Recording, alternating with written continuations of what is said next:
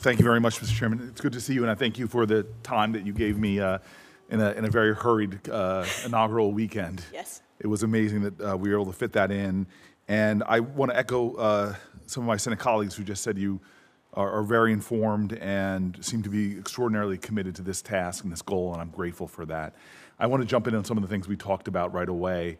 I'm so grateful for Senator Kaine bringing up Haiti and the importance for us to come up with some bipartisan foreign policy agenda or strategy to deal with that crisis there.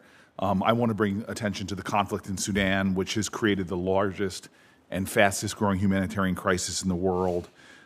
We see right now tens of millions of people in need of assistance. The humanitarian crisis from hunger and malnutrition all the way to political destabilization in neighboring nations like Egypt, which are seeing this extraordinary overflow of urgencies as a result of the immigration and displaced people that are landing in that country. I'm deeply concerned about recent reporting from the New York Times stating that the SAF has used chemical weapons on at least 2 occasions.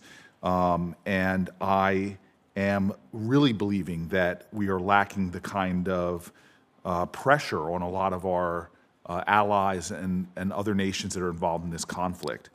And so this is a real time for, and as I talked about now, Secretary of State Rubio, about really aligning a diplomatic strategy in trying to bring about an end to this conflict, which will not be solved ultimately through the use of military conflict and needs a diplomatic solution. And so for now, in the short term, the need to protect civilians is paramount. And this is an issue where obviously, should you be confirmed, you can lead. And I think, in my opinion, one of the things that it's been lacking from is just a general prioritization. So first and foremost, will you commit to prioritizing Sudan and an end to this horrific humanitarian crisis and politically destabilizing reality we see now? Yes, absolutely. And I think that's one of the great responsibilities of this role is prioritization of what we speak out against on the world stage at the United Nations. And I'm grateful for this committee's bipartisan work on the Sudan Accountability Act. The special envoy position is very important, and raising the awareness within the public of how significant this humanitarian crisis is. And the challenge we have is there's implicated nations in supplying arms to this conflict. I'm wondering if you have some thoughts about how you could use your position to try to bring about an end of the cooperative parties that are fueling the conflict. Absolutely. I mean, we will have to have strong conversations led by the President and Secretary Rubio with the UAE, the Egyptians, the Saudis, and that will be critical. I'm not going to get ahead of the Secretary of State and the President, but certainly will be supporting them at the U.S.-UN mission to do so. Okay, and then just the ideas of refugee assistance in the area and some of the specific, as we talked about, some of the specific UN agencies that really are the lead in providing that.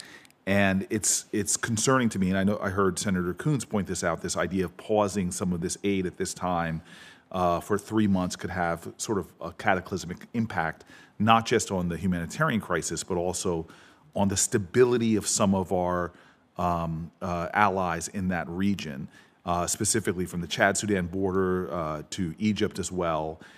Some of the life-saving work done by UNHCR, the World Food Program, and more. And I'm just wondering if you could share with the committee some of your thoughts about how to navigate the urgent importance of these UN agencies and their ongoing work.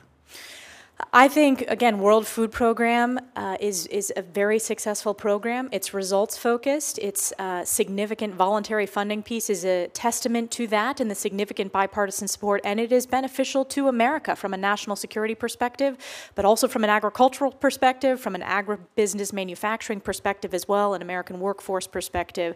So I think we need to look at all of our programs, do an assessment of, do they answer the questions of, does it make America stronger, safer, more prosperous? That should be our guiding light, and America First, peace through strength.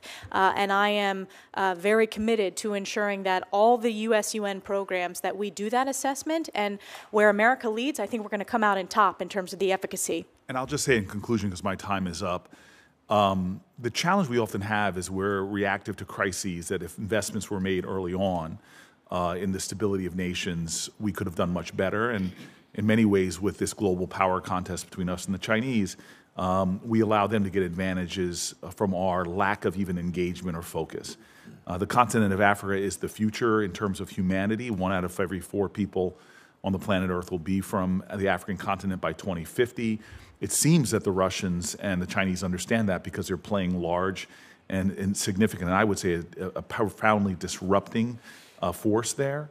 And so having a person in the position in which you're nominated for who is focused on the continent, who is engaged and making sure that we as the United States protect our interests, things that make us safe, strong, and prosperous, and understand that as we look to the future, we have to be in now in helping to avert not only the crises that often begin to destabilize regions and cause fertile ground for terrorism and government overthrows, but also start to develop the bonds of trust and partnership that are necessary for long-term prosperity for us and many of the extraordinary nations who want to ally with us and not the Chinese.